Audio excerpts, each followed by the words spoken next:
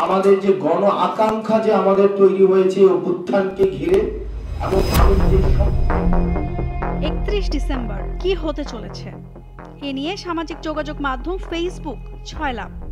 অনেকে কমেন্ট বক্সেও জানতে চাইছেন বিস্তারিত।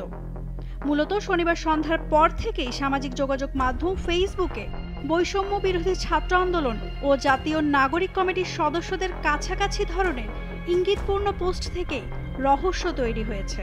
আর এরপর থেকেই সাধারণ মানুষ থেকে শুরু করে রাজনৈতিক মহলে একই প্রশ্ন, আসলে কি হতে যাচ্ছে সেদিন।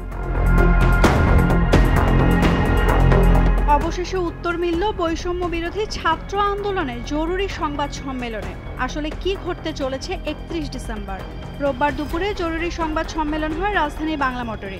এতে বক্তব্য দেন বৈষম্য বিরোধী ছাত্র আন্দোলনের কয়েকজন আহ্বায়ক। সম্মেলনের সমন্বয়করা জানান, জুলাই বিপ্লবের ঘোষণাপত্র প্রকাশ করা হবে 31 ডিসেম্বর। 31 ডিসেম্বর ঢাকায় শহীদ মিনারে শিক্ষার্থীদের জড়ো হওয়ার বিষয়ে হাসনাত আব্দুল্লাহ জানান, গণ অভ্যুত্থানকে ঘিরে মানুষের যে আকাঙ্ক্ষা সৃষ্টি হয়েছে এবং ৭২-এর সংবিধান যে মানুষ প্রত্যাখ্যান করেছে তার একটি দালিলিক প্রমাণ হিসেবে 31 ডিসেম্বর জাতির সামনে মুজিববাদী ৭২-এর সংবিধানের কবর রচিত হবে। নতুন বাংলাদেশ বিনির্মাণে মানুষের আকাঙ্ক্ষা ঘোষণার 31 ডিসেম্বর মানুষ শহীদ মিনারে জড়ো হবে। আমাদের যে গণ আকাঙ্ক্ষা যে আমাদের তৈরি হয়েছে অভ্যুত্থানকে ঘিরে এবং মানুষ যে স্বপ্নে এই ৭২-এর সংবিধানের বিপরীতে গিয়ে মানুষ যে রাস্তায় নেমে এসেছে সেটির প্রাতিষ্ঠানিক দালিলিক স্বীকৃতি ঘোষণা করার জন্য আমরা 31 ডিসেম্বর 2024 বেলা ৩ ঘটিকায় ছাত্র জনতার উপস্থিতিতে শহীদ মিনার থেকে, যেখান থেকে আমাদের এক দফা ঘোষণা করা হয়েছে, ঠিক সেই জায়গা থেকে আমরা আমাদের প্রক্লেমেশন অফ জুলাই রেভলিউশন আমরা ঘোষণা করব। হাসনাত আরো বলেন, এটা নির্দিষ্ট কোনো দলের প্রোক্লামেশন না। আমরা দীর্ঘদিন ধরে প্রতারিত জাতি, আর যেন প্রতারিত না হয়ে এজন্য এই ইশতেহার ঘোষণা করা হবে। আমরা চাই যেখান থেকে এক দফা ঘোষণা দেওয়া হয়েছিল সেখান থেকেই মুজিববাদের কবর রচনা করা হবে। এতে বৈষম্য বিরোধী ছাত্র আন্দোলনের অন্যতম সমন্বয়ক ও জুলাই শহীদ স্মৃতি ফাউন্ডেশনের সাধারণ সম্পাদক সার্জিস আলম বলেন, বিপ্লবের ঘোষণাপত্র আরও আগেই দেওয়া প্রয়োজন ছিল, তবে রাষ্ট্রকে এগিয়ে নিতে বিভিন্ন সেক্টর থেকে সহযোগিতা পাওয়া যায়নি।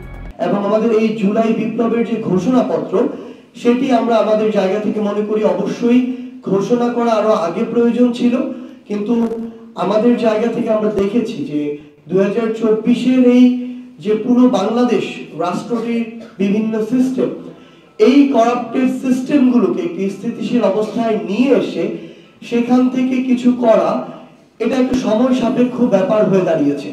বৈষম্য বিরোধী ছাত্র আন্দোলনের মুখ্য সংগঠক আব্দুল হান্নান মাসুদ বলেন, শহীদ পরিবারের লোকজন ছাড়াও সব রাজনৈতিক দল ও গণ অভ্যুত্থানের পক্ষের সব শ্রেণী পেশার মানুষ 31 ডিসেম্বর শহীদ মিনারে জড়ো হবে। নাৎসিবাদী সংগঠন হিসেবে আওয়ামী লীগকে অপ্রাসঙ্গিক ঘোষণা করে নতুন বাংলাদেশ বিনির্মাণে গণমানুষের আকাঙ্ক্ষা ঘোষণা করা হবে। তিনি আরো বলেন, এরই মধ্যে ঘোষণাপত্রের খসড়া বিভিন্ন রাজনৈতিক দলগুলোকে পাঠানো হয়েছে। সবাইকে সঙ্গে নিয়ে 31 ডিসেম্বর ঘোষণাপত্র পাঠ করা হবে।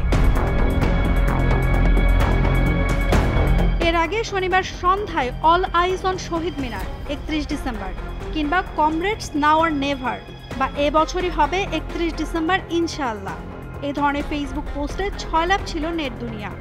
আর সামাজিক যোগাযোগ মাধ্যমে এই ক্যাম্পেইন চালান বৈষম্য বিরোধী আন্দোলনের সমন্বয়করা, যা সোশ্যাল মিডিয়ায় তুমুল আলোচনা সৃষ্টি করেছে।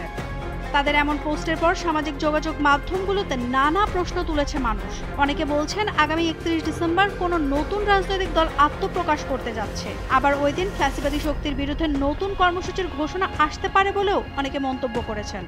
কেউ কেউ আবার বলছেন হয়তো রাষ্ট্রপতি সহ কয়েক উপদেষ্টাকে পদত্যাগে বাধ্য করানো হতে পারে এদিন। নাওমিন নাসরিন, ডেইলি সান।